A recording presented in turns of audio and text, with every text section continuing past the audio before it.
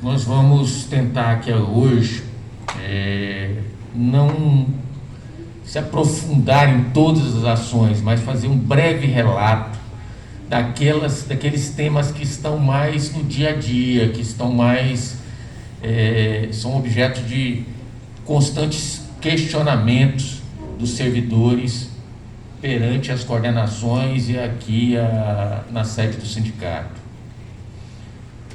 E depois nós vamos passar para as perguntas, e aí a gente pode abordar e retirar todas as dúvidas. Nossa intenção aqui é que ninguém saia daqui com alguma dúvida com relação às ações judiciais que estão sob o patrocínio do nosso escritório. Vou começar pela ação que é acredito eu que é a que está mais em voga hoje e está se discutindo, que é a ação do imposto de renda, da ação da isonomia dos professores do ex-território. Nós fizemos nesse ano, que eu passei aqui, eu acho que foi salvo engano, 4 reuniões, não foi isso, Mário? Acho que 4 reuniões, eu aqui abordando esse tema. Iniciei falando que o processo iria ser julgado pela turma recursal. Primeira manifestação minha. O processo ainda vai ser julgado pela turma recursal para readequar o entendimento, o julgado, às decisões do Supremo Tribunal Federal. Isso já aconteceu, o processo já foi submetido, todos os processos foram submetidos já à análise da turma recursal e os julgados foram readequados. Readequados para o quê?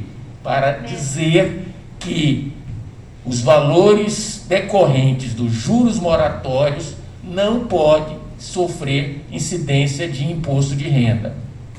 E isso representa o quê?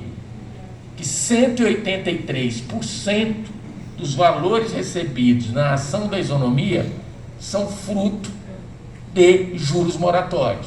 Então, 183% desses valores não devem sofrer a incidência de imposto de renda.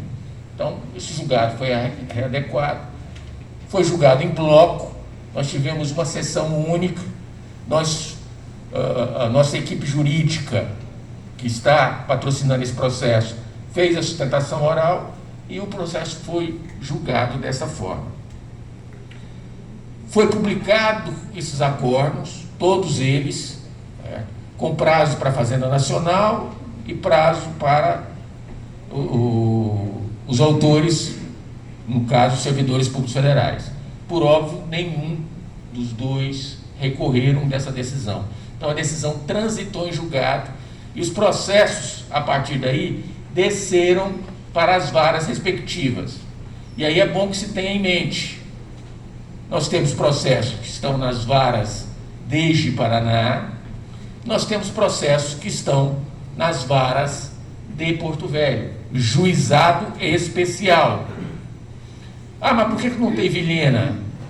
Não, porque na época que esses processos foram ajuizados, a vara de Vilhena ainda não existia, foi criada posteriormente. Então, tem-se em Ji-Paraná e Porto Velho. São vários processos, chegam quase a 2.000 processos nessas condições. Nós iniciamos uma tratativa com os juízes responsáveis para a execução desses processos, para a gente ter um tratamento uniforme, para ter uma forma de execução única. Por quê? Porque os processos estão nessas varas em Ji-Paraná e nos juizados de Ji-Paraná, nos juizados de Porto Velho, e o dinheiro está onde? Está na primeira vara federal aqui. Então envolve aí, só aqui eu estou falando em 5 juízos, fora o juízo da turma recursal, que proferiu a decisão. Então nós estamos propondo um termo que está em discussão, que chama-se um termo de concertação. O que é isso? Concertação é alinhar todos os passos e todos os procedimentos da execução para que ela ocorra de uma única forma, para que o juiz de uma vara haja de uma maneira, o juiz de outra haja de outra maneira, e isso possa dificultar o recebimento. Então estamos entabulando isso. Hoje, atualmente, essa proposta de concertação está com vistas à Fazenda Nacional, para ver se a Fazenda Nacional concorda com isso, para que, após a Fazenda Nacional concordar, os juízos, por óbvio, concordem com isso também, seja efetivada esse termo de concertação, que é uma figura nova que foi estabelecida pelo novo Código de Processo Civil. É matéria processual que eu estou falando aqui? Mas é importante que vocês saibam o que está acontecendo. Feito esse termo de concertação, né, e estabelecendo esses critérios, e aí o passo seguinte é a efetiva liberação desses valores e pagamento a cada um dos servidores devidos. Tá? Então, o processo do imposto de renda da ação da isonomia referente aos juros de mora está nesse pé. E aí vai surgir algumas perguntas. Sim, o senhor falou aí que tem 2.000 processos, mas o processo da isonomia ele contempla mais servidores. E esses servidores, como é que ficarão eles? Nem todo mundo entrou com a ação individual. Nem todo mundo. Mas aqueles que não entraram com a ação individual estão contemplados pela decisão na ação coletiva, onde esses valores estão depositados em juízo. Então vai ser resolvido nesta ação coletiva que está em fase de liquidação. Tá? Então nenhum servidor ficará, não será contemplado. Este é um ponto.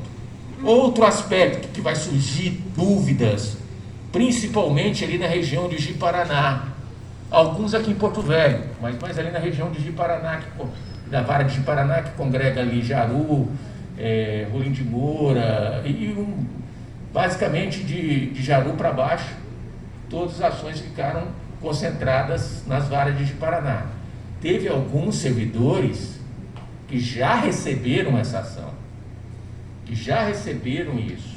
Por quê? Porque na época, com que essas ações foram ajuizadas, não houve recurso por parte da União em alguns processos.